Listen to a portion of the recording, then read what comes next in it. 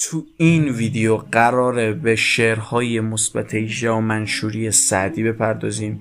یه سری از ابیاتشو گلچین کردم و قراره تو این ویدیو با هم اینا رو ببینیم. توصیه میکنم اگه پایین 18 سالید به هیچ وجه این شعر رو نبینید و هر جایی که لازم باشه من توضیحاتی رو به شما ارائه میدم. بی وقفه بریم سراغ شعر.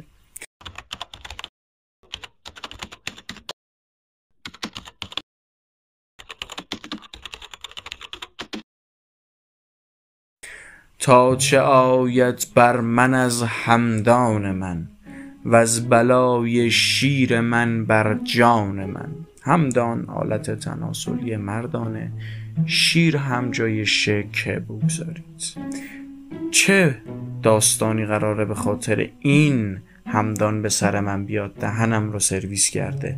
چند سرگردانی مردم دهد، این کل یک چشم سرگردان من. کل کچل یک چشمم که میدونید چیه. گه گریبانم بدرد قهبه‌ای، گاه کنگی بشکند دندان من. به خاطرش آسیم، فلانی گریبانم و فلانی دندانم رو میشکونه.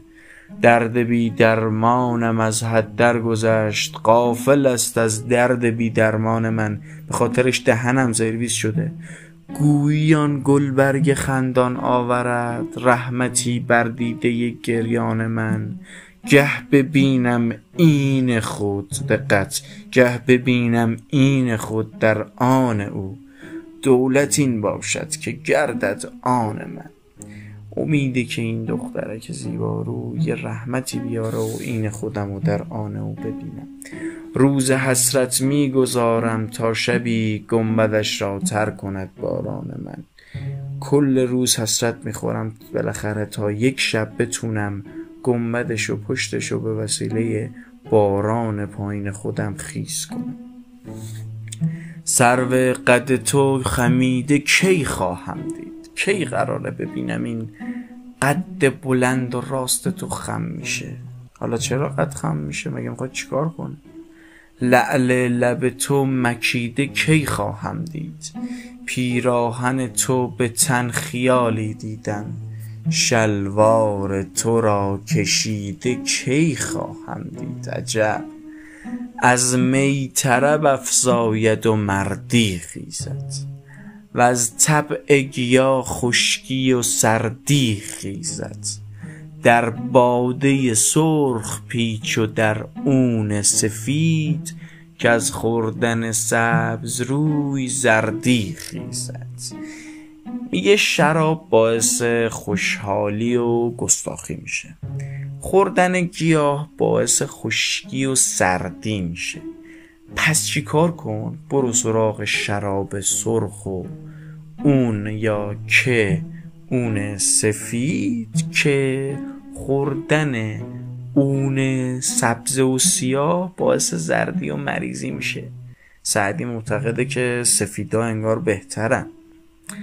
دی مردکی آب پشت میریخت به دشت، در حال خود ارزایی بود. میگفت و از این حدیث می در نگذشت. باری چو گناه کار می باید بود، هم در کف پاک به که در اون پلشت.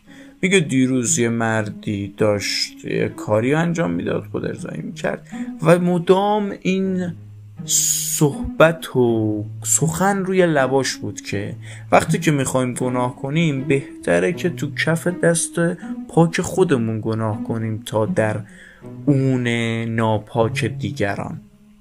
بالاخره اعتقادش بوده دیگه. دوش گفتم ز عشق توبه کنم، که گه رفتن از جهان آمد. میخواستم توبه کنم که موقع مردنم دیگه، پیر شدم. توبه کردم از این سخن که مرا یاد آن یار دلستان آمد. میگه توبه کردم از این توبه که اون یارم اومد تو ذهنم. بر زبان نام اون او بردم، شیر را آب بر دهان آمد. میگه همین که اسمشو بردم آب بر دهانش جمع شد. گفتم که بیا پیش من ای هور نژاد. هور نژاد، هوری، دختر هوری.